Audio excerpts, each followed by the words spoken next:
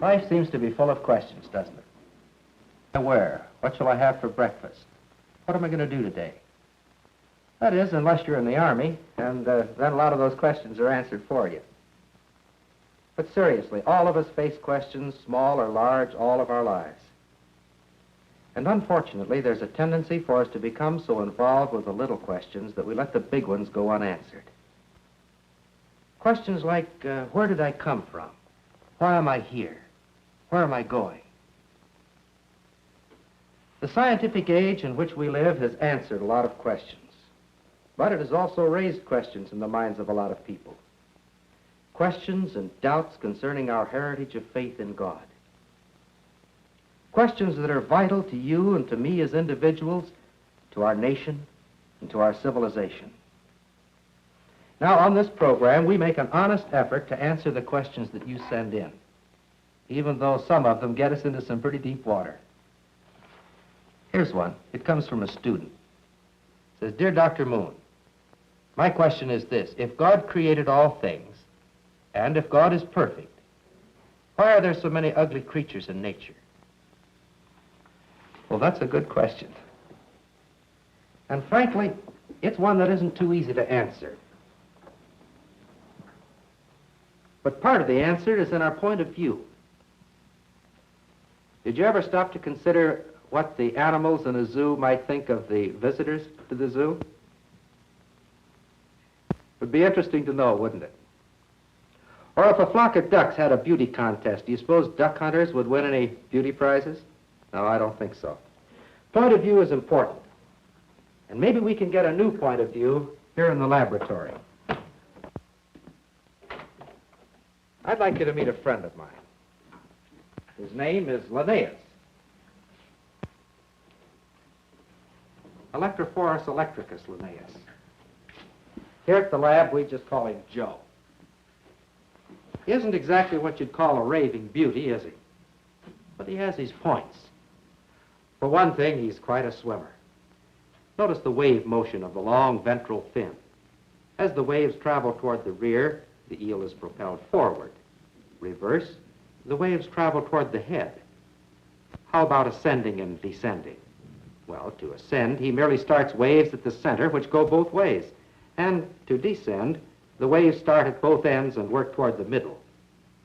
Joe is commonly called an electric eel. But actually, it isn't an eel at all, but a fish of the carp or catfish family. Now, the eel part of his name may not be correct, but he sure came by the electric part honestly. There are stories of cattle, horses, even human beings being killed by the electric shock of eels just like this.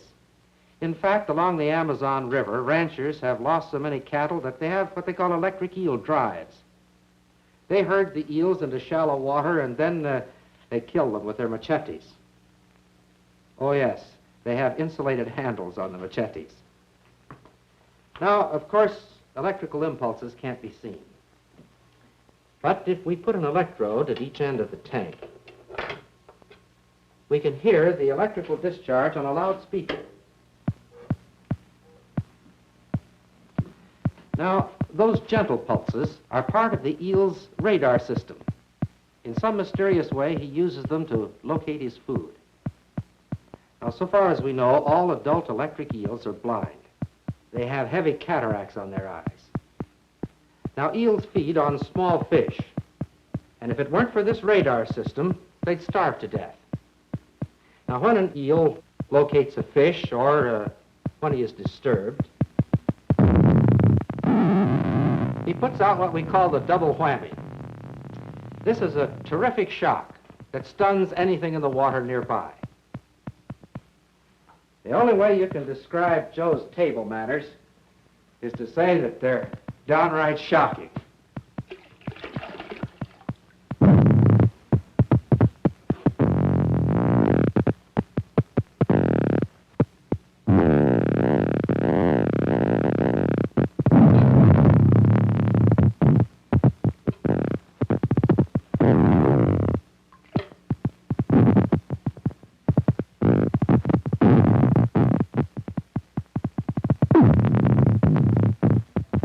The electric eel, unlike most fish, is an air breather.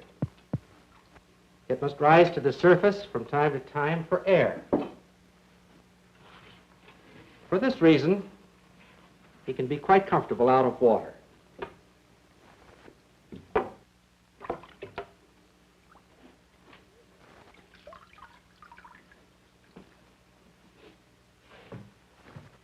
Now, the vital organs of the electric eel are all in the front 10 inches of his body. The rest is pure power plant. And believe it or not, he can generate more than 500 volts. Here we have a bank of 36 neon lamps. We'll connect these to our eel electrodes. Now, of course, the eel is designed to operate in water. His electrical system doesn't function too well in air, but even under these conditions, he should give us enough power to light the lights.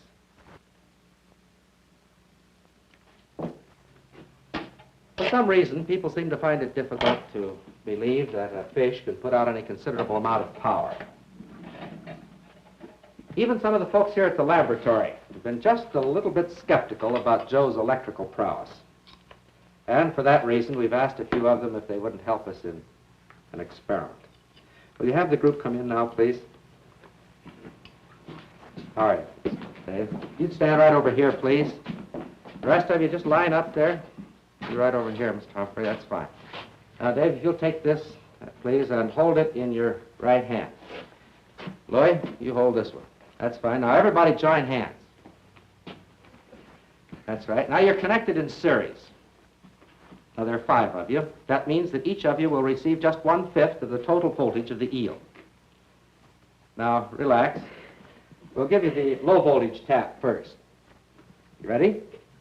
Did you feel that? Wasn't bad, was it?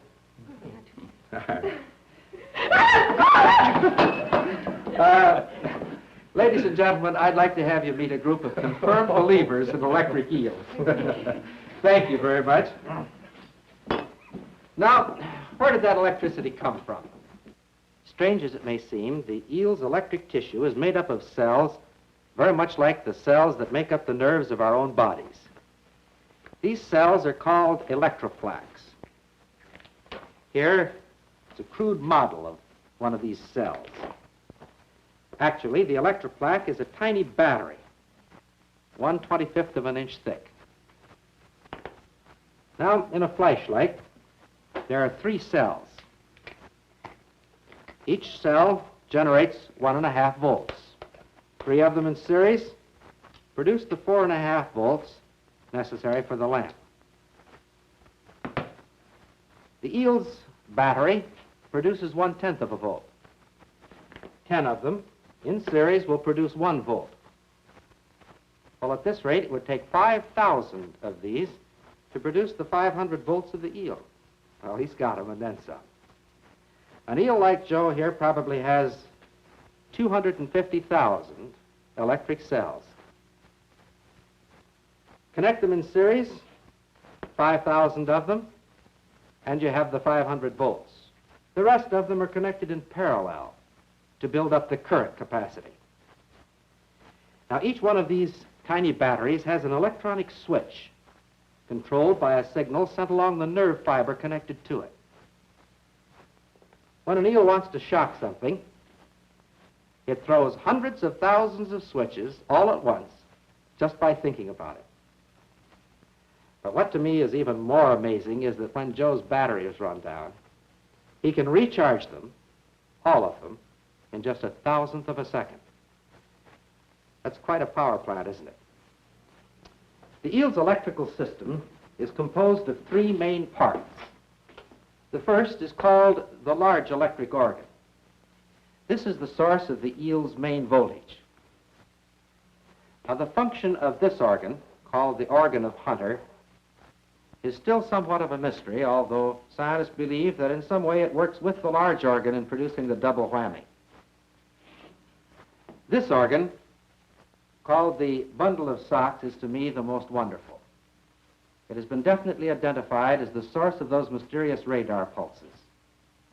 In other words, this is the power plant for the eel's radar transmitter. Now, of course, a radar system must have a receiver also. Do you notice those pits located in rows along the front part of the eel? The other night, I was in New York City talking with Dr. Christopher Coates, the director of the New York Zoological Society. Dr. Coates is the world's foremost authority on electric eels. He performed an experiment recently that seems to indicate that those pits are a definite part of the eel's radar receiving system. Now, if Joe is willing to cooperate, we can perform a similar experiment here. The problem is to render Joe's radar system temporarily inoperative. Now, if we paint these pits with an insulating liquid, and if these pits have anything to do with the radar apparatus, Joe will find it very difficult to locate a fish. Oh, he won't go hungry. This is a liquid that will wash off very rapidly.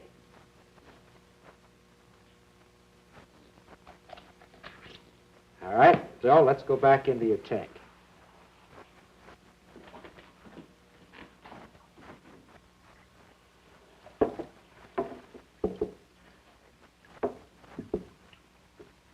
That's right. Come on out now, like a good fellow.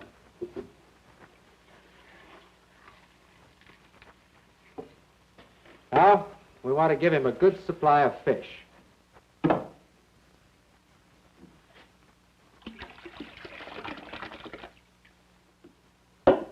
All right, Joe is surrounded by his favorite delicacy, baby trout. But for the next few moments, at least, those fish are just as safe as if there weren't an electric eel within 1,000 miles. You see, Joe's radar is on the blink. Oh, his transmitter's working all right.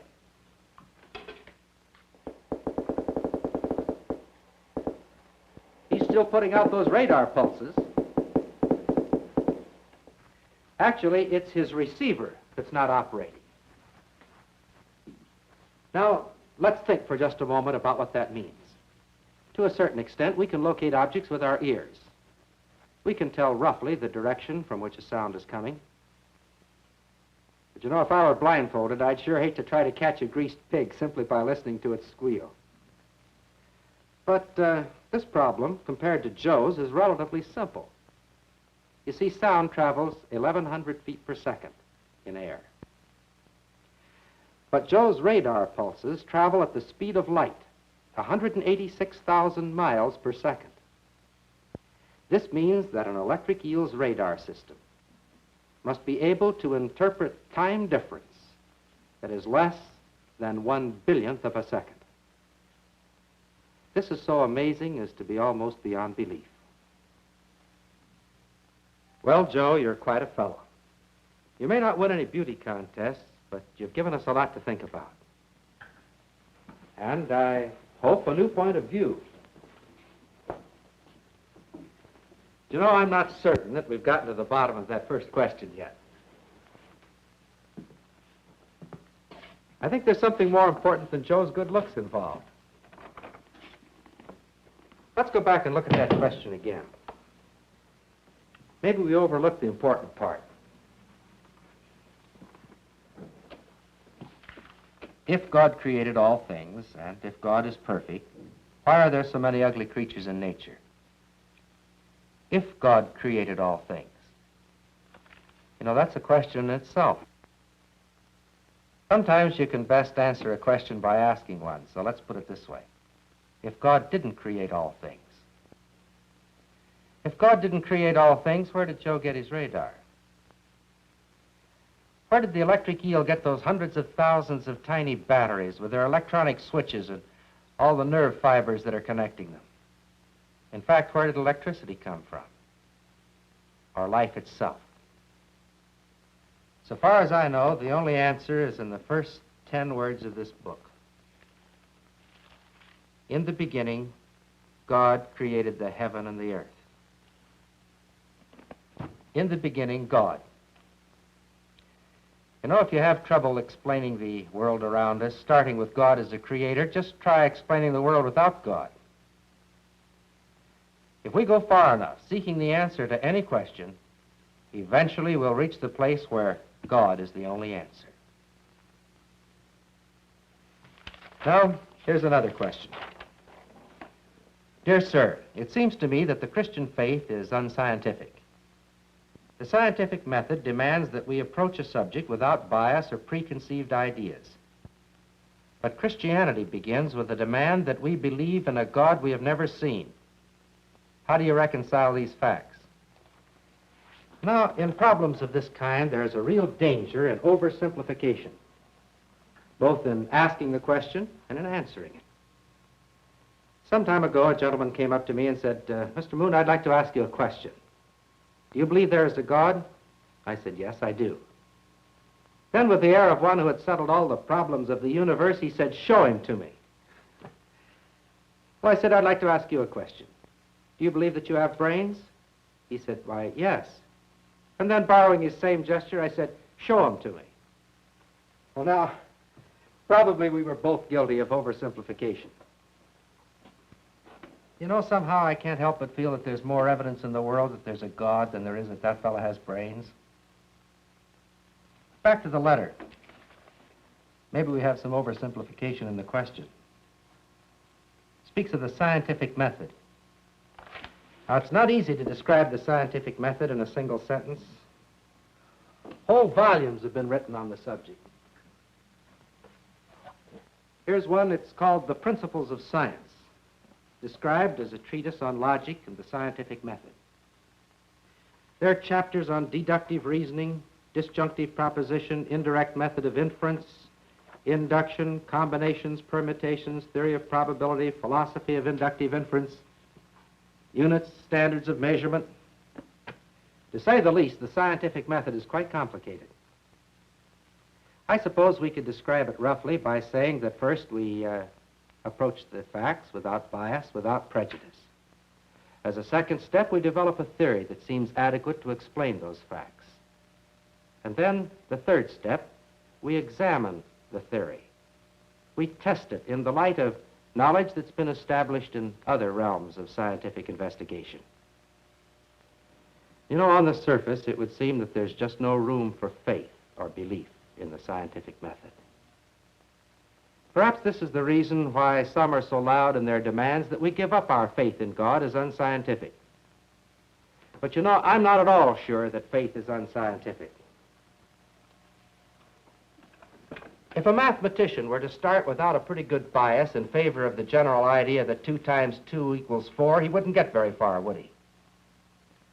Or if a physicist or a chemist didn't have faith in natural law, his accomplishments would be quite meager. Recently, I spent several months over in the Middle East. During the time I was there, I made 2 trips down into Egypt. Both occasions, I visited the Great Pyramids of Giza. Now, I didn't happen to meet the gentleman who built those pyramids. I understand they haven't been around for several thousand years. But the fact that I hadn't seen them did not cause me to develop the theory that they didn't exist, that the pyramids just happened, that those great blocks of stone all just happened to be the right size and the right shape, that they arranged themselves in that form purely by accident. If I developed such a theory, you wouldn't think I was very scientific, would you? No, I'm not certain at all that faith is unscientific. If we take an object that we say is heavier than air and drop it, it falls to the floor. We don't argue about it. We say that's the law of gravity. This book now tells us that faith is the law of man's relationship to God. Well, you say, but you can test that with the book. I dare you to test this. I dare you to try the scientific method in regard to your relationship to the God that made you. Approach the facts and the evidence without bias, without preconceived ideas, and then make an honest test. You'll have your answer. It'll be far more convincing than any answer that I or anyone else could ever give you. Now, I hope we have time for just one more question. It says, Dear Dr. Moon, I have several friends who are religious. While I respect their sincerity, I find them rather smug and unreasonable in their faith. Should we not keep an open mind on every subject? Well, I think the answer is yes. We should keep an open mind on every subject, certainly until we get the facts. Of course, I don't think that the writer of this letter would have any objection to firm convictions, so long as those convictions were well-founded. Do you remember those people in the laboratory a minute ago that had that shocking experience with the electric eel? I imagine that just about now they have a very strong bias in favor of the general idea that electric eels can shock people. Well, they may not trust me again for a while, but I'll guarantee this. They'll be confirmed believers in electric eels the rest of their lives because of the reality of a personal experience.